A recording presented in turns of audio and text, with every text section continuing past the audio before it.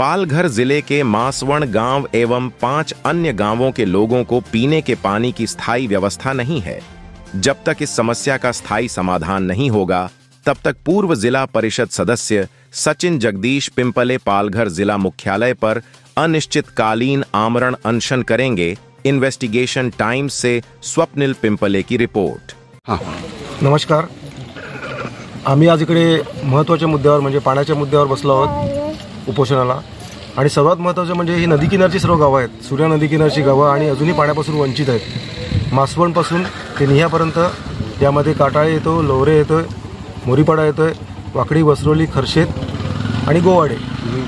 शासनाकडनं जेव्हा आमच्या आंदोलनानंतर पाण्याचा स्रोत वसई विरार महानगरपालिकेकडे मंजूर झाल्यावरती शासनाकडनं राष्ट्रीय पेयजलमधून एक योजना मंजूर झाली 2019 साली।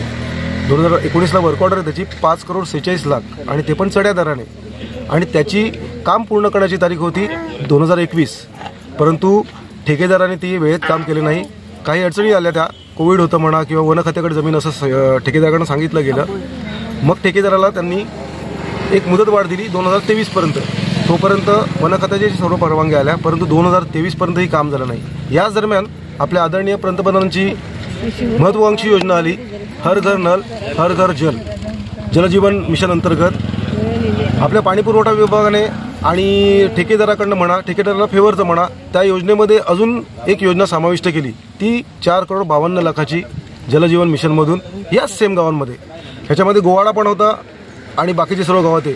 आणि अजून एक शासनाचं आहे की गोवाड्याला पण वेगळी योजना 3.5 करोडची त्यांनी गोवाडा आणि नेटाईसाठी केली जलजीवन मिशनमधून। असो, त्याची 2022 साली वर्क ऑर्डर मिळाली आणि या दोन्ही कामाची अंतिम तारीख होती 2023, यांना एक्सटेन्शन मिळून। पण याच दरम्यान तत्कालीन सीओनी एक रिमार्क दिलेला आहे की जेव्हा जलजीवन मिशन सुरू झाली तेव्हा राष्ट्रीय ही पेयजल ही योजना थांबवायची होती, परंतु पाणीपुरवठा विभाग म्हणा किंवा मग ठेकेदार म्हणा यांच्याकडनं ते झालेलं नाही। ही एक अनियमित आहे। अनियमिततेकडे आम्हाला जायचं नाही, आम्हाला पाणी हवं आहे। 2022 साली दोन्ही योजना मंजूर असताना यांना एक्सटेन्शन मिळाली 20 मार्च 2024 पर्यंत, शेवटची मुदतवाढ म्हणता येईल ती। 2024 पूर्ण आता 25 आलं। याच दरम्यान अनियमितता बघा, शासनाकडनं त्या ठेकेदाराकडनं बारचार्ट घेण्यात नाही आला, त्यामुळे बारचार्टनुसार ते काम नाही झालं, त्यामुळे या योजनेची परिस्थिती अशी आहे। याच दरम्यान आमच्या निहानगरी रस्त्याचा एक प्रश्न उद्भवला होता। त्या रस्त्यांदरम्यान आम्ही साहेबांना भेटलो होतो, रस्ता मंजूर झाला। आमच्या संघर्ष समिती म्हणा सर्वांनी स्थानिकांनी त्याच्यासाठी पुढाकार घेतला होता। तेव्हा आम्हाला कळलं की आता रस्ता होताना रस्ता हा 2 ते 3 फूट खोदला जाणार आहे। आणि आमच्या ठेकेदारांनी एक महान कार्य केलं होतं आणि त्याला सहकार्य केलं होतं पाणीपुरवठा विभागाने।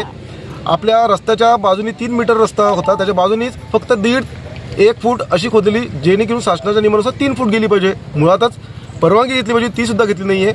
आणि नवनिर्माण रस्ता होताना त्या सर्व 7 किलोमीटर राहील, म्हणजे जवळजवळ 1.5 करोड रुपयाचं नुकसान झालेलं आहे। असो, त्याच्यामुळे योजना ही अजून बारगळलेली आहे। मग ठेकेदाराची आपण किती चुका आणि प्रशासनाच्या किती चुका समोर तेवढ्या कमी आहेत। याच दरम्यान आम्ही पालकमंत्र्यांनी 16 ऑगस्ट रोजी जनता दरबार लावला होता, पत्र दिलं पालकमंत्र्यांना, आदरणीय जिल्हाधिकाऱ्यांना। तेव्हा आदेश दिल्यानंतर आदरणीय पालकमंत्र्यांनी आणि जिल्हाधिकाऱ्यांनी प्रशासनाकडनं आम्हाला आणि ठेकेदाराकडनं आम्हाला एक उत्तर आलं की डिसेंबर 24 पर्यंत तुम्हाला पाणी येणार। आज जानेवारी फेब्रुवारी 25 आहे, तरी पाणी आलेलं आहे। मग शेवटी आमच्या जनतेचा शेवटचा मार्ग एकच राहिला, जो आम्हाला महात्मा बापूंनी शिकवलेला आहे, संविधान मार्गाने उपोषणाचा मार्ग आम्ही अवलंबलेला आहे। 24 तारखेला आम्ही त्यांना पत्र दिलेलं आहे की 10 दिवसाच्या आत आम्हाला पाण्यासंदर्भात व्यवस्थित उत्तर अथवा पाणी मिळालं नाही तर आम्ही उपोषणाला बसणार, आणि तो क्षण आज आलेला आहे। शासन आमचा कितपर्यंत अंत पाहतोय ते पाहूया।